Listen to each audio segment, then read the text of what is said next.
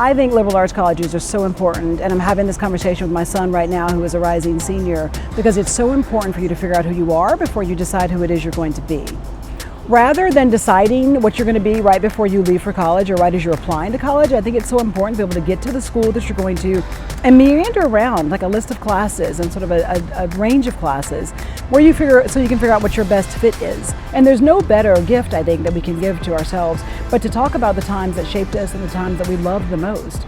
Never do I go back to St. Andrews for an alumni event of any sort and we don't just have hours of conversation about, do you remember the time? It's not so much living in the past as it is remembering how amazing it was.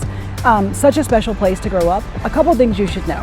St. Andrews is an amazing school. It's small. People will know your name. Your professors will know your name. And that means that people will care about you. They will come looking.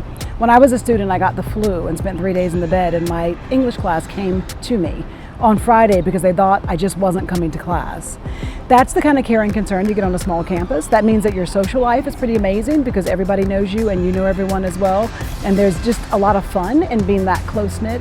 The coolest thing though is probably that your professors know you by name and they have time. In a class where there's 13 students and one professor, there's time for all the conversation and all the questions that you might need to have, which really will deepen your learning experience. I can't imagine going to any other college besides St. Andrews for undergrad.